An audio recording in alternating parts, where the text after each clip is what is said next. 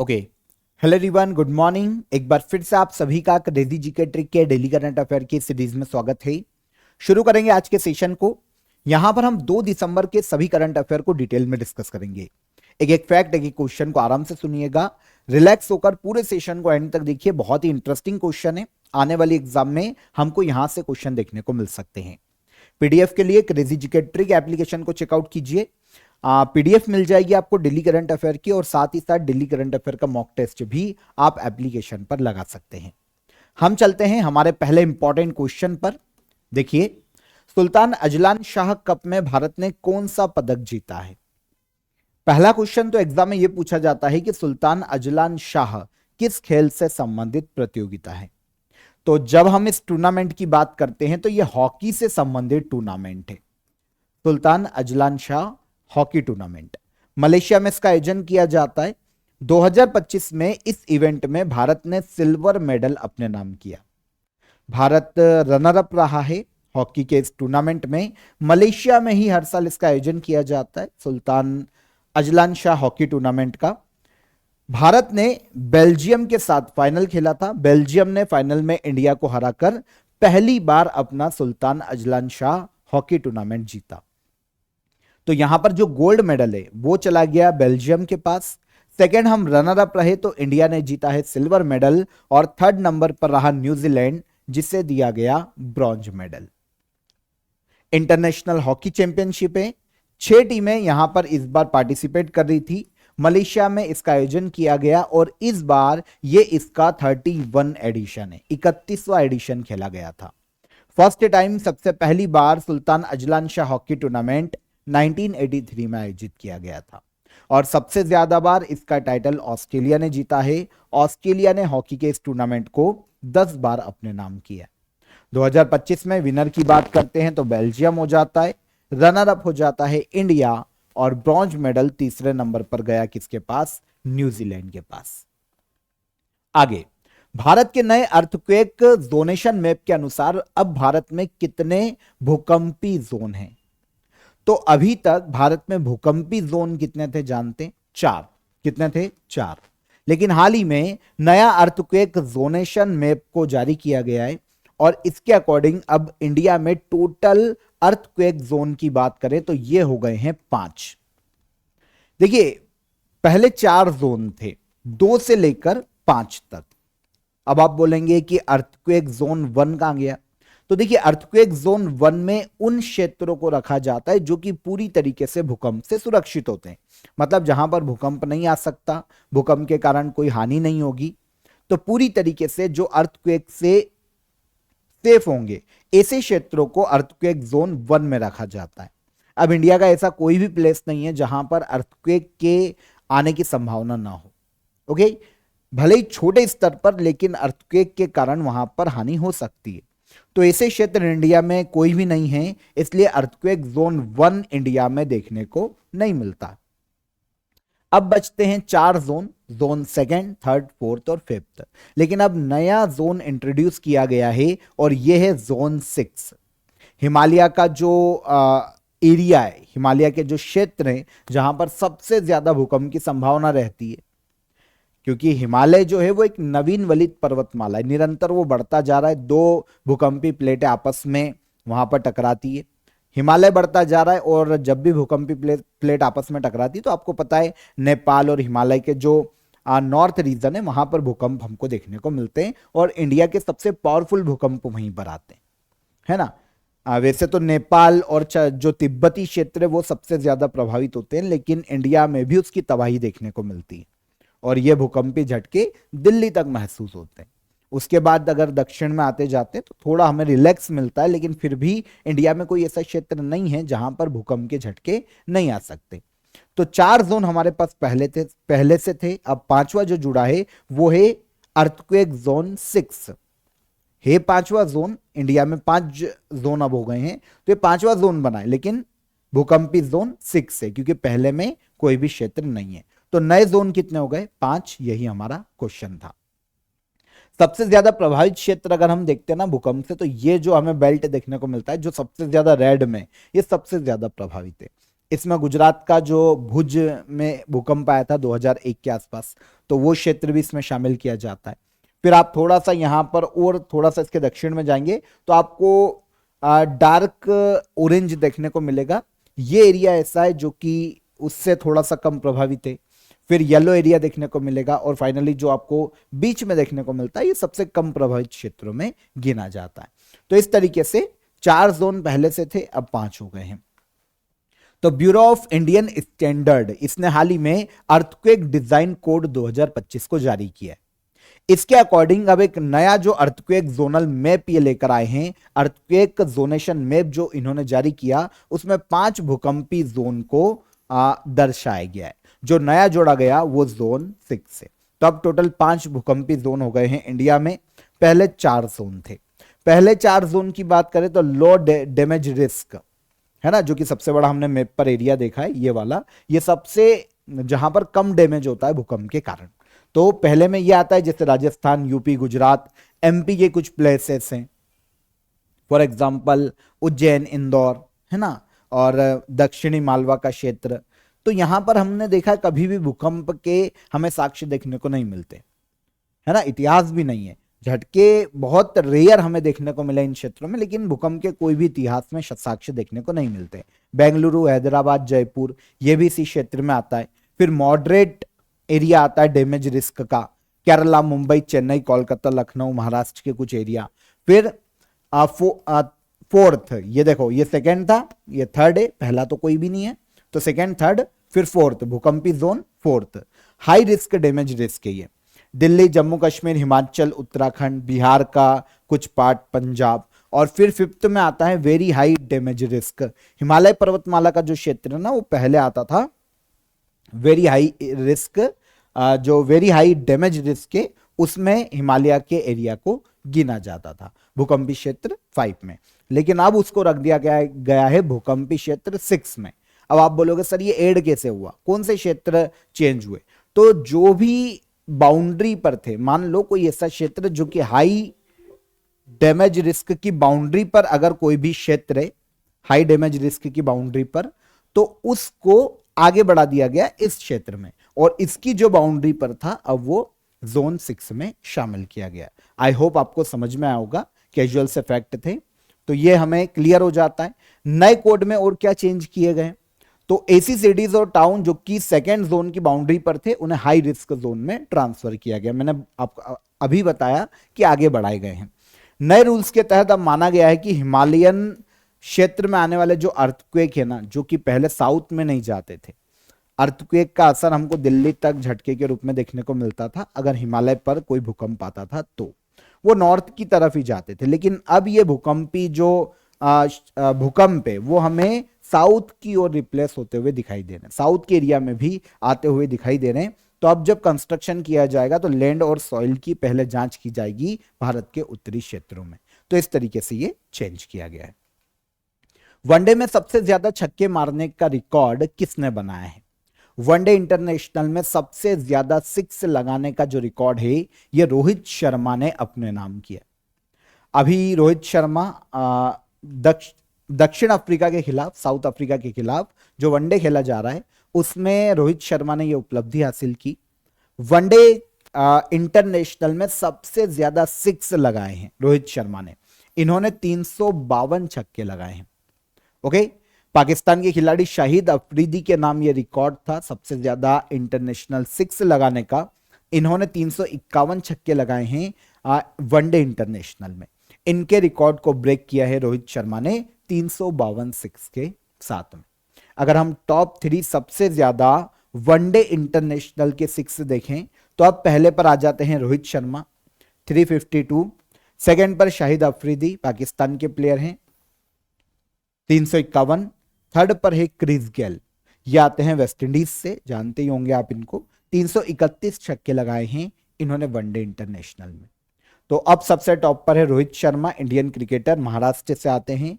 काफी अलग अलग रिकॉर्ड भी इनके नाम हैं, जैसे सभी फॉर्मेट मिला ले तो सबसे ज्यादा इंटरनेशनल 6 का रिकॉर्ड रोहित शर्मा के नाम ही है, तो तीनों फॉर्मेट को मिलाकर वनडे में सबसे ज्यादा 6 लगाने वाले खिलाड़ी बन गए हैं। वनडे में सबसे बड़ा स्कोर रोहित शर्मा के नाम है। एक इंटरनेशनल वनडे में 264 रन इन्होंने मारे थे। आप समझिए पूरी टीम का स्कोर होता है 264, अकेले रोहित शर्मा ने लगाए थे। वनडे में सबसे ज्यादा डबल सेंचुरी बनाने का रिकॉर्ड, 3 डबल सेंचुरी लगाई है वनडे में, सबसे ज्यादा रोहित शर्मा ने। अब आप यहां पर एक कमेंट में बता दीजिएगा कि ये जो रिकॉर्ड है सबसे ज्यादा इंटरनेशनल वनडे रन का 264, ये किस टीम के खिलाफ रोहित शर्मा ने बनाए थे, बता दोगे? इजी क्वेश्चन है। अवार्ड, अर्जुन अवार्ड रोहित शर्मा को 2015 में दिया गया था और खेल रत्न अवार्ड 2020 में दिया जा चुका है। राजीव गांधी खेल रत्न अवार्ड के नाम से जाना जाता था, अब यह मेजर ध्यानचंद खेल रत्न अवार्ड के नाम से जाना जाता है ना। तो ये हो जाते हैं सारे हमारे रोहित शर्मा से रिलेटेड फैक्ट भी यहां पर क्लियर हो गए। ऑफर ऑफ द डे में आप सभी 1000 क्वेश्चन सीरीज को ज्वाइन कर सकते हैं। पॉलिटी, ज्योग्राफी, साइंस को आप यहां पर काफी एफोर्डेबल प्राइस में ज्वाइन कर सकते हैं। अगर आपका फाउंडेशन तैयार है तो लास्ट टाइम रिवीजन के लिए 1000 क्वेश्चन पर्टिकुलर सब्जेक्ट के आप यहां पर लगाइए। जितने भी क्वेश्चन एग्जाम में पूछे जा सकते हैं किसी भी लेवल के, किसी भी तरीके के, वो सारे के सारे आपको इसमें मिल जाएंगे विद डिटेल एक्सप्लेनेशन। आपको वीडियो लेक्चर भी मिल जाएंगे, पीडीएफ भी मिल जाएगी और टेस्ट भी आप लगा पाएंगे। तो आपको पर्टिकुलर सब्जेक्ट काफी अफोर्डेबल प्राइस में मिल जाएगा। डिस्क्रिप्शन में मैंने आपको इसकी लिंक दे दी है, वहां पर क्लिक कीजिए और आप इन तीनों में से किसी को भी ज्वाइन कर सकते हैं। ओके इसके अलावा देखिए काफी स्टूडेंट की डिमांड आ रही थी कि सर हमको जो मंथली करंट अफेयर है, वीकली करंट अफेयर है, डेली करंट अफेयर है, उनको ढूंढने में क्रेजी जीके ट्रिक के यूट्यूब प्लेटफॉर्म पर काफी दिक्कत आती है। तो एक पर्टिकुलर कोई ऐसा गेटवे दे दिया जाए जहां पर हम डायरेक्ट एक्सेस कर लें और ये प्रॉब्लम हमारी सॉल्व हो जाए, हमको ढूंढना ना पड़े। इसीलिए हमने आप सभी के लिए एक वेबसाइट को डेवलप किया है। डिस्क्रिप्शन में मैं आपको इसके लिंक दे दूंगा, आप डायरेक्ट उस लिंक पर क्लिक करके वेबसाइट को ओपन कर पाएंगे। इस तरीके से आपको इंटरफेस देखने को मिलेगा। जैसे देखिए मंथली करंट अफेयर, अब आपको कोई स्टूडेंट है सर हमको मई 2025 का मंथली करंट अफेयर पढ़ना है, कहाँ जाके ढूंढे। वीकली करंट अफेयर में हमको जुलाई का वीकली करंट अफेयर पढ़ना है, कहाँ जाकर ढूंढे। तो आप इस वेबसाइट पर चेकआउट कीजिए। जैसे आप मंथली करंट अफेयर में एंटर होंगे यहाँ पर, तो आपको इस तरीके का एक इंटरफेस देखने को मिलेगा। देखिए दिसंबर, नवंबर, अक्टूबर, जिस भी मंथ का आपको वीडियो लेक्चर देखना है तो वो आप देख पाएंगे। ओके जून, मई और इसके पहले के भी। इसके अलावा जैसे वीकली में हम इंटर होते हैं, है ना, तो वीकली में जब हम इंटर होंगे तो हमको इस तरीके का जिस भी मंथ में जाकर वीकली देखना होगा वो यहाँ पर हम वीडियो लेक्चर देख पाएंगे। तो डिस्क्रिप्शन में मैंने आपको इसकी लिंक दे दी है। अभी ये डेवलप स्टार्टिंग स्टेज पर है, तो काफी सारी फ्री कोर्सेज भी आपको इसमें देखने को मिलेंगे, काफी सारी फ्री पीडीएफ भी इसमें आपको इन फ्यूचर देखने को मिल जाएगी। तो डिस्क्रिप्शन में लिंक है, वहां पर क्लिक करके आप वेबसाइट को विजिट कीजिए और इस लिंक को सेव कर लीजिएगा। ओके हम चलते हैं हमारे सेशन पर, आते हैं हम आगे। चलिए अगला क्वेश्चन देखते हैं। हाल ही में ऑपरेशन ईगल फोर्स किस लिए चलाया गया था? तो ईगल फोर्स एक ऑपरेशन चलाया गया है नाइजीरियन ड्रग कार्टेल का भंडाफोड़ करने के लिए। मतलब नाइजीरिया से आने वाली ड्रग का एक पूरा रैकेट इंडिया में चल रहा था, इसके खिलाफ हमारी कुछ सुरक्षा एजेंसियों ने मिलकर ऑपरेशन ईगल फोर्स इंडिया में चलाया है। ओके तो ऑपरेशन का उद्देश्य क्या है? इंडिया में चल रहे नाइजीरियन ड्रग कार्टेल को एक्सपोज करना, इसे खत्म करना। इसके लिए हमारे जो देखिए ईगल फोर्स तेलंगाना, ये नारकोटिक्स का एक फोर्स है तेलंगाना का, ड्रग्स के खिलाफ काम करता है। Narcotics control bureau Indian government की संस्था है जो कि ड्रग्स और ऐसे जो प्रतिबंधित पदार्थ है, ऐसे सब्सटेंस है, उनके खिलाफ काम करती है। और Delhi police crime branch, Noida police, इन सब ने मिलकर एक जॉइंट ऑपरेशन चलाया। 20 लोकेशन पर एक साथ रेड मारी। उसके बाद 50 इलीगल नाइजीरियन जो कि इंडिया में रह रहे थे, पता नहीं कितने इलीगल लोग इंडिया में कहां कहां से आके रह रहे हैं, तो ये 50 इलीगल नाइजीरियन और 3.5 करोड़ के ड्रग्स रैकेट को यहां पर इन्होंने पकड़ा है।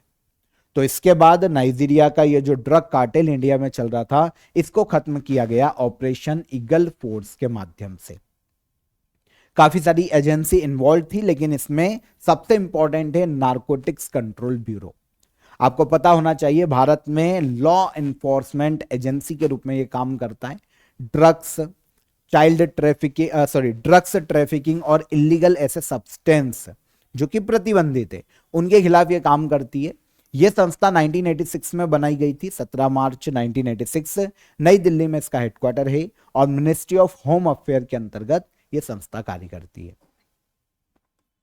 डायरेक्टर जनरल है अनुराग गर्ग, आईपीएस अधिकारी। भारत का पहला एकीकृत वित्तीय शहर कौन बना है? भारत का पहला इंटीग्रेटेड फाइनेंशियल सिटी, जहां पर जो पब्लिक सेक्टर की जो मेन संस्थाएं हैं जो कि फाइनेंशियल काम करती है, उनके अधिकतर के हेडक्वार्टर एक ही जगह पर ले जाकर स्थापित किए गए ताकि उस शहर का प्रॉपर डेवलपमेंट किया जा सके। तो इस तरीके से फर्स्ट इंटीग्रेटेड फाइनेंशियल सिटी बनी है आंध्र प्रदेश का अमरावती। भारत की फाइनेंस मिनिस्टर निर्मला सीतारमन ने अमरावती को इंडिया की पहली इंटीग्रेटेड फाइनेंशियल सिटी घोषित किया है।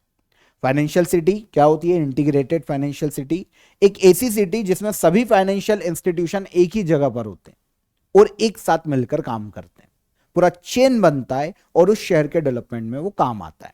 तो इससे पूरा फाइनेंशियल सिस्टम एक साथ जुड़ जाता है, काम करने में आसानी होती है। तो अमरावती में क्या हुआ है कि 15 से ज्यादा पब्लिक सेक्टर फाइनेंशियल इंस्टीट्यूशन का हेडक्वार्टर बनाया जा रहा है, जैसे bank of India, SBI, Punjab national bank और जितने भी ऐसे बैंक है पब्लिक सेक्टर के, नाबार्ड और सेबी, ऐसे मुख्यालय यहां पर स्थापित किए जा रहे हैं ताकि फाइनेंशियली डेवलप किया जा सके अमरावती को, क्योंकि आप सभी को पता है आंध्र प्रदेश ने अपनी कैपिटल अमरावती को बना लिया है। तो ये सभी हेडक्वार्टर एक साथ होने के कारण ही अमरावती को इंटीग्रेटेड फाइनेंशियल सिटी अब कहा जा रहा है और इसको बनाया जा रहा है, इस आधार पर डेवलप किया जा रहा है। फायदा क्या होगा अमरावती को? तो 6,500 से ज्यादा डायरेक्ट जॉब यहां पर डेवलप होगी। आंध्र प्रदेश में इकोनॉमिक एक्टिविटीज बढ़ेगी क्योंकि आंध्र प्रदेश की कैपिटल बन रही है, और बैंकिंग और एग्रीकल्चर क्रेडिट की सेवाएं भी एक जगह पर वहां के लोकल लोगों को मिल जाएगी। तो भारत की पहली इंटीग्रेटेड फाइनेंशियल सिटी कौन सी बनी है? तो ये बनी है अमरावती। डन। आगे आते हैं। हाल ही में भारत को इंटरनेशनल मैरीटाइम ऑर्गेनाइजेशन की काउंसिल में फिर से किस कार्यकाल के लिए चुना गया है? तो इंडिया को एक बार फिर से इंटरनेशनल मैरीटाइम ऑर्गेनाइजेशन की काउंसिल में चुना गया है 2026-27 के फाइनेंशियल ईयर के लिए। अब ठीक है, एक बार फिर से चुना गया मतलब पहले भी इंडिया मेंबर था और एक बार फिर से हम मेंबर बने। हमको समझना पड़ेगा कि संस्था क्या है, इंटरनेशनल मैरीटाइम ऑर्गेनाइजेशन क्या है और इसकी काउंसिल क्या होती है। पहले तो ये समझो कि 2026 से 2027 के फाइनेंशियल ईयर के लिए इंटरनेशनल मैरीटाइम ऑर्गेनाइजेशन की काउंसिल का एक बार फिर से इंडिया मेंबर इलेक्ट हुआ है। कैटेगरी बी में इंडिया को शामिल किया गया है। ये क्या होता है बात करेंगे हम। अभी इतना देखो कि कैटेगरी बी में इंडिया को सबसे ज्यादा वोट मिले और एक बार फिर से इंडिया इस कैटेगरी में इलेक्ट हुआ। पहले भी हम कैटेगरी बी में ही थे। अब पहले हम संस्था को समझे कि इंटरनेशनल मैरीटाइम ऑर्गेनाइजेशन करता क्या है।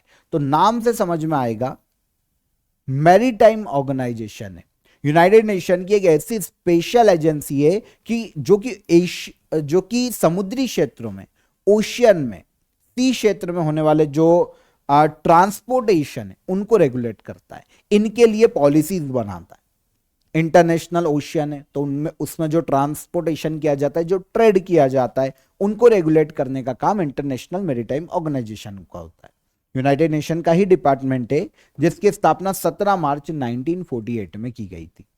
1948 में स्थापित, लंदन यूनाइटेड किंगडम में इसका हेडक्वार्टर है। अब यहां पर कंफ्यूज मत होना, न्यूयॉर्क में यूनाइटेड नेशन का हेडक्वार्टर है लेकिन इस संस्था का हेडक्वार्टर लंदन में है। 176 कंट्रीज इसकी मेंबर हैं और अर्सेनियो इसके सेक्रेटरी जनरल के पद पर हैं। अब इसकी जो काउंसिल होती है ना उसको समझो, एग्जीक्यूटिव बॉडी, मतलब इस संस्था के ऑर्गेनाइजेशन के जो वर्क है, पॉलिसीज में सलाह देना, काम करना, जो भी वर्क है, एग्जीक्यूशन है, वो सारा काउंसिल के माध्यम से ही किया जाता है। ठीक है, तभी डिसीजन को लागू करने के लिए काउंसिल काम करती है। नॉर्मली इस काउंसिल में, ऑर्गेनाइजेशन की काउंसिल में 40 मेंबर होते हैं और 40 मेंबर को असेंबली इलेक्ट करती है। 40 मेंबर 3 कैटेगरी में डाले जाते हैं। एक है कैटेगरी ए जिसमें 10 मेंबर, कैटेगरी बी इसमें 10 मेंबर और कैटेगरी सी इसमें 20 member. Category A international shipping में की सर्विसेज देने वाले जो सबसे बड़े देश है वो कैटेगरी ए में शामिल किए जाते हैं, सबसे ज्यादा इंटरनेशनल शिपिंग की सर्विसेज देते हैं। फिर आते हैं मॉडरेट, इंडिया जैसे देश, और फिर सबसे नीचे उसके नीचे जो सबसे कम इंटरनेशनल शिपिंग सर्विसेज देते हैं, तो उसमें 20 देशों को शामिल किया जाता है। इंडिया को कैटेगरी बी में 2026-27 के फाइनेंशियल ईयर के लिए एक बार फिर से हमको जगह दी गई है। भारत द्वारा strengthening biosecurity for the global south conference का आयोजन किस कन्वेंशन के तहत किया जा रहा है? Strengthening biosecurity for the global south, इस कॉन्फ्रेंस का आयोजन इंडिया में किया जा रहा है, नई दिल्ली में, और यह आयोजन बायोलॉजिकल वेपन्स कन्वेंशन के तहत किया जा रहा है। बायोलॉजिकल वेपन्स कन्वेंशन के 50 साल पूरे हुए हैं 2025 में। ठीक है, उद्देश्य क्या था इस कन्वेंशन का? जो बायोलॉजिकल वेपन्स से उन पर प्रतिबंध लगाना, उनके उपयोग को बढ़ने से रोकना या पूरी तरीके से खत्म करना, यह उद्देश्य बायोलॉजिकल वेपन्स कन्वेंशन का। अब इसी की 50वीं जो साल पूरे होने के उद्देश्य से, 50 साल मनाने के उद्देश्य से एक कॉन्फ्रेंस इंडिया में आयोजित की गई, strengthening biosecurity for the global south. Conference का आयोजन नई दिल्ली में 1 और 2 दिसंबर को किया गया, मतलब कल शुरू हुआ था और आज ये खत्म होगा। उद्देश्य वही है जो कि बायोलॉजिकल वेपन्स कन्वेंशन का उद्देश्य है। बायोलॉजिकल वेपन्स को खत्म करने पर विचार करना इस कॉन्फ्रेंस को आयोजित किए जाने का मुख्य उद्देश्य है। भारत में मिनिस्ट्री ऑफ एक्सटर्नल अफेयर, जो हमारा विदेश मंत्रालय है, उसने कॉन्फ्रेंस का आयोजन किया है। ठीक है, कॉन्फ्रेंस का उद्देश्य समझ में आ गया। बायोलॉजिकल वेपन्स कन्वेंशन के 50 साल पूरे हुए हैं, ये क्लियर हो गया। लेकिन ये कन्वेंशन क्या है, कौन से ईयर में आया था? तो बायोलॉजिकल जो वेपन्स होते हैं ना, जिससे किसी प्रकार की केमिकल से अटैक कर दिया, जो मास डिस्ट्रक्शन कर सकता है, मतलब एक साथ पूरी आबादी को खत्म कर सकता है बड़े लेवल पर, जहां पर मास जेनोसाइड हो जाएगा, जैसे ऐसे वेपन्स जो हैं, है ना, स्पेशली केमिकल वेपन्स जो होते हैं, ऐसा कुछ बना लिया, कुछ ऐसा वायरस बना लिया, छोड़ दिया कि वेपन्स के माध्यम से, तो इनको पूरी तरीके से प्रतिबंधित करना, क्योंकि इसका मास डिस्ट्रक्शन देखने को मिलता है, एक मास जेनोसाइड देखने को मिलता है। तो क्या होता है पता है आपको? बायोलॉजिकल वेपन्स कन्वेंशन की जब बात करते हैं ना, दुनिया की पहली ऐसी ट्रीटी है जिसमें मास डिस्ट्रक्शन की एक पूरी कैटेगरी को ही बैन कर दिया था। मतलब बायोलॉजिकल वेपन को पूरी तरीके से बैन करने की बात की गई थी। इसे अपनाया गया है 187 कंट्रीज के द्वारा, साइन किया गया था सबसे पहली बार 1972 में। एक इंटरनेशनल ट्रीटी है, बायोलॉजिकल और इससे टॉक्सिक वेपन पर बैन लगाती। 1972 में इंट्रोड्यूस की गई, साइन की गई, इफेक्ट में आई थी 1975 में। 1975 में पूरी तरीके से इसको लागू कर दिया गया।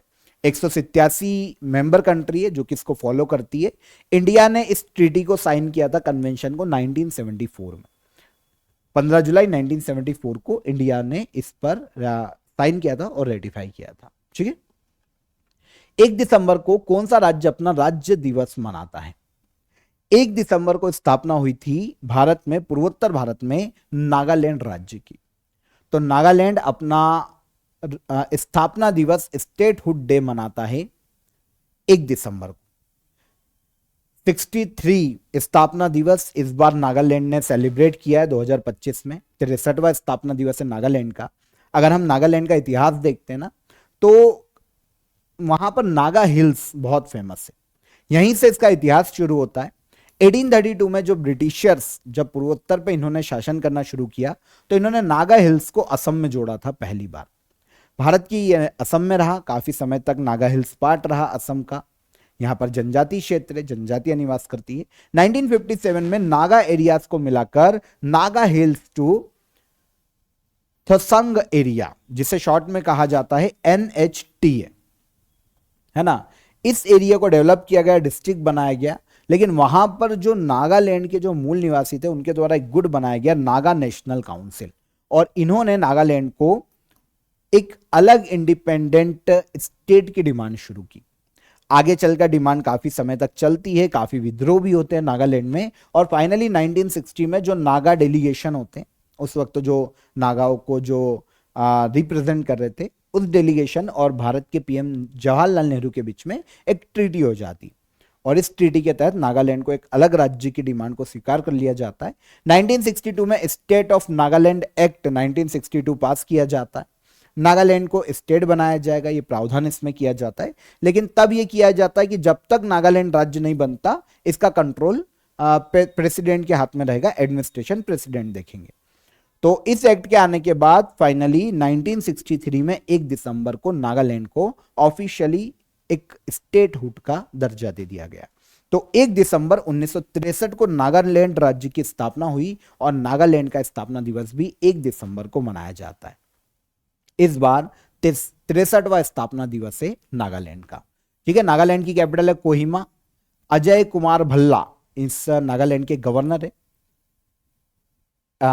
चीफ मिनिस्टर नेफ्यू रियो है, एडिशनल चार्ज है, ध्यान रखना अजय कुमार भल्ला के पास। नेफ्यू रियो सीएम के पद पर हैं। नागालैंड में विधानसभा सीटें हैं 60, राज्यसभा और लोकसभा की एक एक सीट देखने को मिलती है। चर्चित पारंपरिक खेल मोह जुज किस राज्य में मनाया जाता है? एक पारंपरिक खेल है मोह जुज, जिसे असम राज्य में मनाया जाता है। जैसे दक्षिण भारत में जल्लीकट्टू फेमस है ना, असम में मोह जुज फेमस है। इसमें भी क्या होता है, दो बैलों को आपस में लड़ाया जाता है। इस तरीके का एक पारंपरिक खेल है असम राज्य का। असम में स्थानीय लोगों में काफी प्रचलित है। तो अभी क्या हुआ है कि असम में एक एक्ट लाया गया, prevention of cruelty to animal bill 2025। तो इस बिल के माध्यम से जीवों पर होने वाले अत्याचारों को बैन किया गया है। क्लियर है मैसेज इस बिल का। लेकिन इसमें क्या किया गया कि मोह जुज स्पोर्ट को अलग रखा गया है और अलग से छूट दी गई है। मतलब मोह जुज स्पोर्ट इस एक्ट के अंडर में नहीं आएगा और ये अभी भी असम में फॉलो किया जाएगा। वैसे क्योंकि देखिए, जब बैलों को आपस में लड़ाया जाता है इस खेल में, तो सुप्रीम कोर्ट ने इस बिल को पहले बैन किया था, लेकिन असम में ये प्रथा अभी भी चल रही है। जैसे दक्षिण में जल्लीकट्टू को भी बैन किया जा चुका है, लेकिन वहां पर क्योंकि ये रिलीजियन फैक्टर आ जाता है और पारंपरिक प्रथा से जुड़ा हुआ है, इसलिए जल्लीकट्टू भी आज तक चल रहा है और असम में भी इसको छूट दी गई है मोह जुज स्पोर्ट को।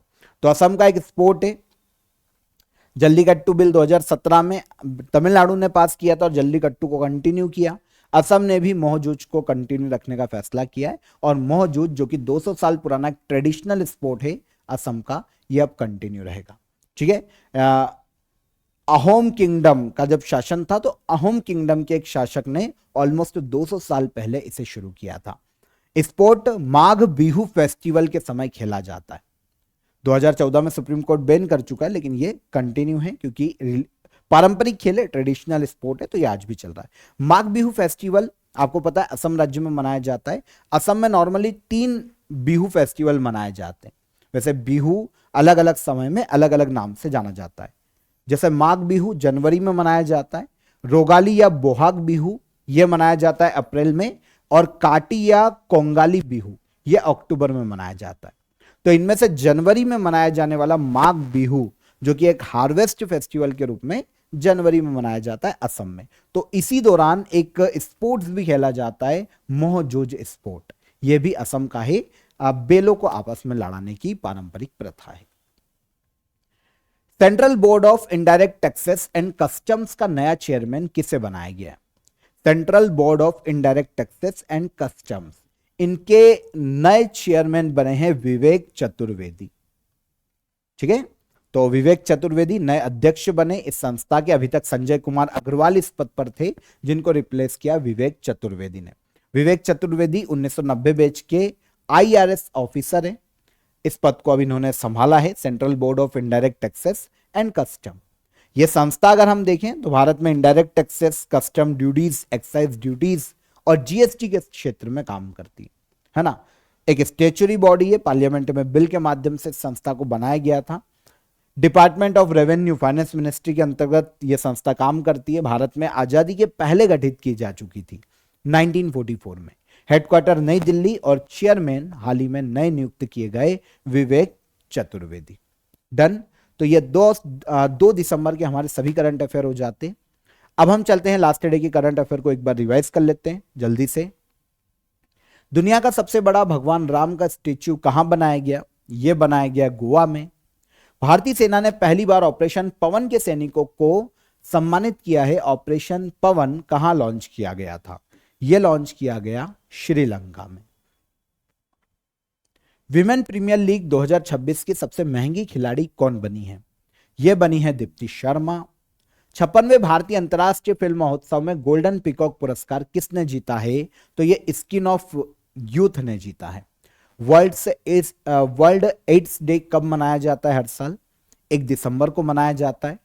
भारत के पहले निजी ऑर्बिटल रॉकेट का क्या नाम है? तो यह नाम है विक्रम-1। भारत का पहला AI powered anti drone petrol वाहन किसने बनाया है? तो ये इंद्रजाल ने बनाया है, कंपनी ने। व्हेन इट, या वाहन किसने बनाया, ठीक है। व्हेन इट ऑल बिगन पुस्तक किसके द्वारा लिखी गई है? इसे लिखा है राकेश मारिया ने।